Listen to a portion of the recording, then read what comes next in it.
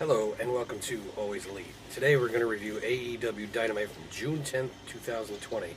Real quick before you do that, hit that thumbs up button. It really helps out the channel a lot. Get your Always Elite merch down in the description below. I'll leave a link there. Let's get right into it. Starts off with a recap of last week, the whole show. Then we get a tag team matchup. It's the Butcher and the Blade versus FTR. Dax Harwood and Cash Wheeler. FTR's entrance music sounds awfully familiar. It's almost the same as when they were in WWE. Except obviously the words are different. The sound is almost identical. It was a great matchup on both sides of the coin here. Both teams are very, very talented. In the end, FTR with the Shatter Machine, I don't know what they're calling it now. They're calling it something else, but we'll just say the Shatter Machine, and then a Mind Breaker, which is basically a stuffed pile driver. FTR wins.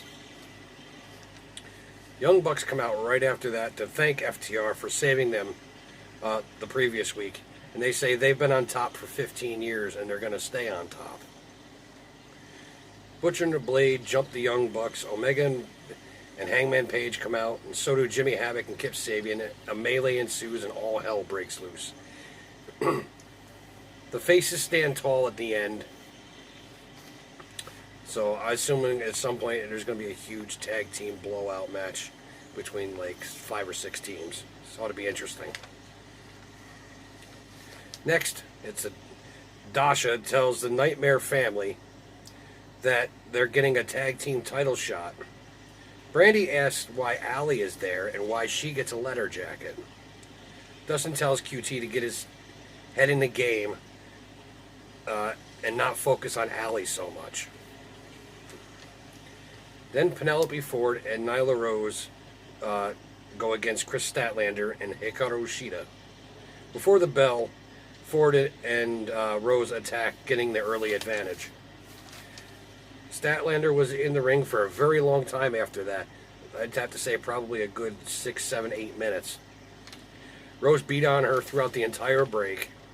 This match was very good back and forth after that. It was actually one of the better women's matches I've seen in a while from AEW. Kip interferes and Ford uses the title belt behind the ref's back and picks up the victory off of that. Then another weird vignette from Darby Allin.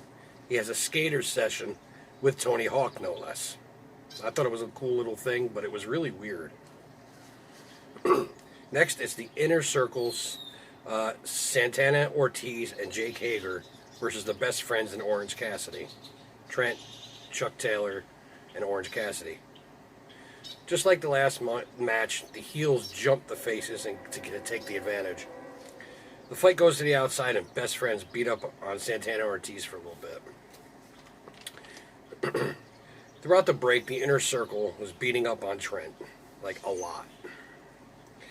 Cassidy gets the hot tag and just cleans the Inner Circle out of the ring. Orange outsmarts them all and gets the roll-up win. Afterwards, Jericho runs down from the back and and gets rid of the Best Friends with a baseball bat. Then they take a huge bag of oranges, blood oranges, they said, and smash Orange Cassidy over the head with them. It's kind of weird, but an interesting poetic justice, I guess you could say. Next, MJF complains about Jungle Boy got a title shot before he did. Says he's the best, and he's going to remain the best for a long time. Billy Gunn calls him a minnow, and that minnow is staring at a great white, which starts a little brawl between them. So I guess we're having a match between MJF and Billy Gunn next week. Then it's Sammy Guevara versus Colt Cabana.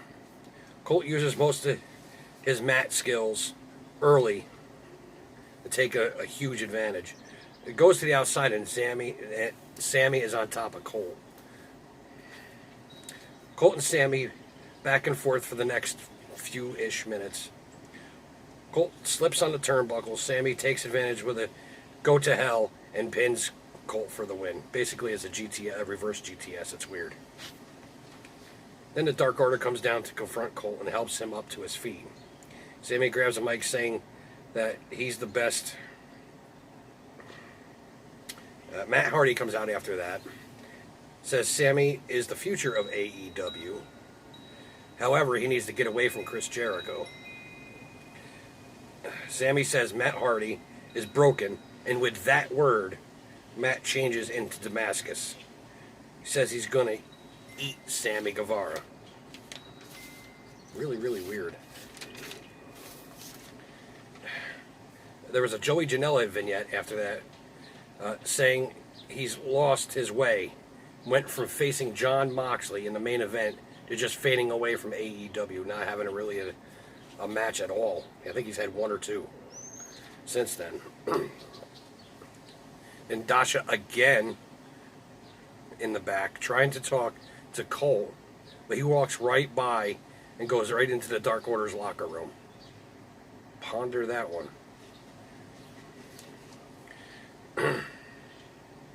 Then there's an interview out back with Jon Moxley. I don't remember who was interviewing him, somebody else. John says he has no time for people who runs their mouth talking about Taz himself. Says he's going to pop Cage like a big zit. Says he's pissed off thinking anyone can beat him. Taz comes out to distract Moxley, and Cage just attacks him and beats the crap out of Moxley for a couple of minutes. Then it's main event time. It was MARQ QUEN versus Cody Rhodes for the AEW TNT Championship. Now that's, in case you don't know, that's their version of the television title. Starts off a slugfest between Cody and MARQ. It was really good. Cody then slows it down a little bit, and then MARQ quickly speeds it back up. It was a back and forth with that, slowing it down, speeding it up. It's kind of cool. Cody regains control with a Romero special Dragon Sleeper combo. That was an interesting, look at the picture right there. That was kind of interesting. Mark's knee gave out on him. Cody just beat him up after that. Late in the match, MARQ with a flurry, but can't put away Cody. In the end, Cody catches MARQ off a shooting star press into an ankle lock, and MARQ has to tap out. Jake Hager comes out and attacks Arn Anderson, then Cody, but Private Party come back and take out Hager. Inner Circle comes down and all hell breaks loose. So I guess it's going to be Cody to face Jake Hager now. And Cody gets on the mic and says, fine, you want what I have? We're going to do it at Fyter Fest. Which, by the way, if you don't know, Fyter Fest is going to be over 2 weeks this year. It's not going to be one pay-per-view. It's going to be over the first 2 weeks of July. And it's going to be broadcast on Dynamite. That's the end of the show. Overall, I thought it was a great show. There were some, low points and high points and all that other stuff. But overall, it was middle to high. I'll give it 2 thumbs up. That's all the time I got for you today. Remember, always be elite. Never look back, no, never say die. Always attack with the